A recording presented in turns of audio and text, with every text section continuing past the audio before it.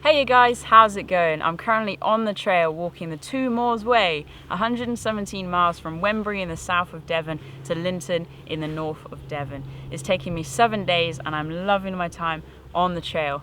But today we're not talking about the 2 Moors Way, we're talking about the Coast to Coast, one of my all-time favourite long distance footpaths, 200 miles from St Bees to Robin Hood's Bay. And I just finished it for the second time. It took me 10 days and again I just fell in love with the trail all over again, and that's what I want to talk about today. So I've come away with some kind of tips and ideas for all you guys who are wanting to head out on the trail to camp the route for the first time, and I thought I'd just share 5 of those. They're not necessarily my top tips and they're not in any specific order, but I just wanted to give you some food for thought if you're thinking about heading out onto the trail anytime very soon.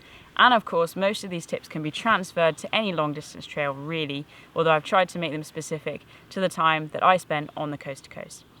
So my first tip then is to take lots of cash. You'll be going through hamlets and villages that have got beautiful village stores that are full of fresh fruit and bread and snacks and biscuits and milk.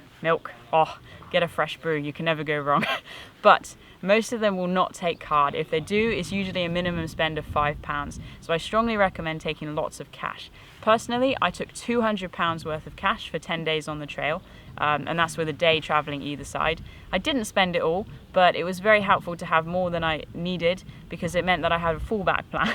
I tended to use my card when I could and then use cash when I had to. So I always had spare cash on me, and I break up that amount and put it in different places around my backpack and on my personal body. So it's really worth kind of just thinking about how much cash you want to take, budget for your trip, work it out roughly, and then potentially add a little bit more because you might just surprise yourself with some of the cool stuff that you can buy on the coast to coast.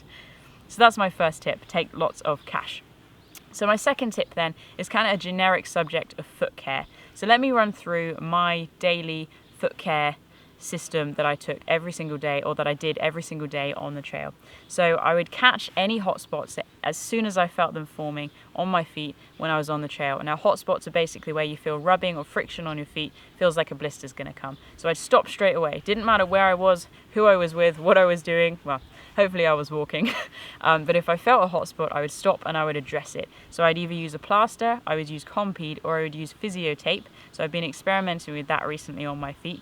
And basically I would put it on the area where the hot spot was forming to cover it over to reduce that friction and try to stop a blister from forming. So that was the first thing I did. The second thing, as soon as I got back in the evening, tents up, I would shower where I could. If I couldn't shower, I would wash, but then I'd always wash my feet. Once they're dry, naturally, I would then put this peppermint antibacterial foot cooling cream on my feet. I would rub that in, massage my feet, make sure they're nice and looked after, and then I put a clean pair of socks on that I would sleep in every single night. So I had those nice fresh socks every single night. That is just the one pair I want to emphasize, but they were my nighttime socks. And by looking after my feet, I'm quite happy to say I did not have a single blister walking the whole 200 miles. Now the main thing I think that helped, yes, catching hot spots, really important. Yes, keeping my feet clean, also important. I did something new.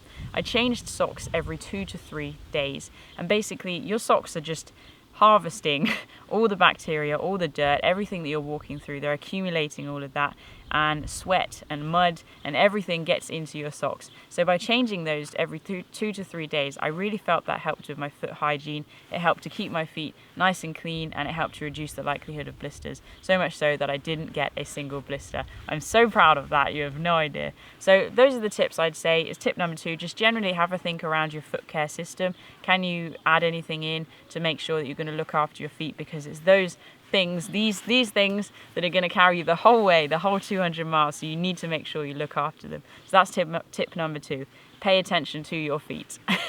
Tip number 3 then is, if you're camping, which hopefully you are because that's what we're talking about, then I would strongly recommend giving wild camping a go. Maybe you've done it before, maybe not. Maybe this is your first trail, maybe not. I didn't wild camp at any point during my time on the coast to coast, and I've come away regretting that. I wished I'd spent a night up at Angle Tarn or Grisdale Tarn, but I didn't. I stayed at specific campsites. Now for me that actually worked out okay, because there were quite a few people I met who were planning on wild camping and it was just too dry. All the water sources had dried up because we're in this major heat wave at the moment in the UK, and all the wet places are drying out, which is just ridiculous. The Lake District is dry.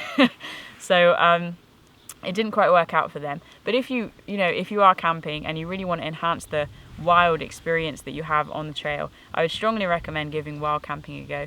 And as we'll lead on to in the next trip, just plan ahead so that if wild camping doesn't work out, where can you stay instead as an official campsite? So just have a think about that. Maybe wild camping's not your thing, and that's totally okay. But if it is, or if you want to give it a go, do it. Do it, do it, do it. I cannot say do it enough. Give it a shot. Be brave, be bold, get outside your comfort zone. Give wild camping a go and you will not regret it. So that's my third tip. Tip number 4 then, as I said, it kind of leads in from tip number 3, is plan ahead. Now, the coast to coast, however long it takes you, this is kind of, again, a generic tip here, but plan ahead. Make sure you've got a rough schedule, but make sure it can be fluid if it needs to be.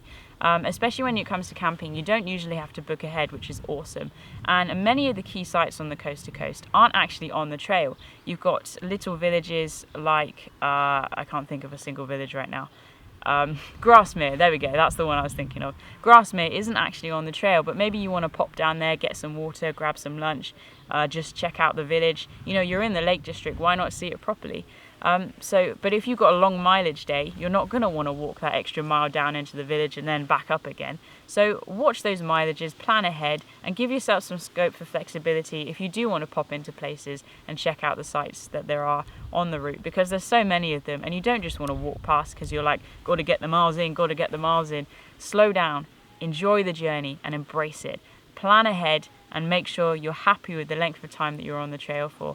It does feel good to say you've done it in 10 days. I won't shun that, but I do want to go back and I want to take my time, maybe 14 days, especially if it's a holiday for you. Take a couple of weeks, take your time and just enjoy the journey of being on the trail every single day, because it's amazing and there's nothing else like it. I completely forgot what number I was on then, so I had to rewatch all of that. But I'm back with tip number 5, my final tip then. This is no less important than any of the others. In fact, it's a really valuable tip. And what it is to take a guidebook as well as a map. So I took the Trailblazer Coast to Coast guidebook. Really, really great, because it gives you all the information of key sites and things that you can see on the trail, the information of the history and the archaeology. It gives you phone numbers for campsites, B&Bs and hotels. It gives you opening and closing times of all the stores. It's super helpful when you haven't got access to the internet. All that information is there in your hand. There's also sketch maps in it, which are great, and you could in theory walk the whole route on them, and I think they're designed so that you can walk the whole route following just those maps. But if you step off the map for 1 minute, you will not know where you are, because they're not detailed in terms of the surrounding landscape. So that's where, if you couple the guidebook with a map, so I took the A to Z book, which has all the OS maps in it, just following the route, then you can certainly see where you are in terms of the landscape, you can see where you've gone wrong, and you can even change your route slightly if you want to. Say you want to take a different path, you can do that because you can follow the map, which is super helpful. So that's my 5th and final tip, is I would recommend taking a guidebook so you've got all that information there, because signal and internet certainly is patchy on the trail, and it means you can just enhance your time on the trail with regards to knowing about the things that you're seeing. You can learn more and you can experience more. But take a map as well, because then you can just enjoy the different routes if you want to, and you can make the trail unique to your own experience. So that's my 5th and final tip. Take a guidebook and take a map. So there we go, guys. That's 5 tips for when you head out onto the coast to coast. They're not necessarily my top tips, as I said, and they certainly weren't in any specific order. I'm just giving you some food for thought. If you have any other ideas, please feel free to share them below. Let me know. Other guys can check them out as well. If you want to just have a discussion, do so. You know, we're here to help each other out, and I think it's super important that we encourage each other to get outside and spend more time in the wild. So guys, until next time, enjoy your adventures and stay wild.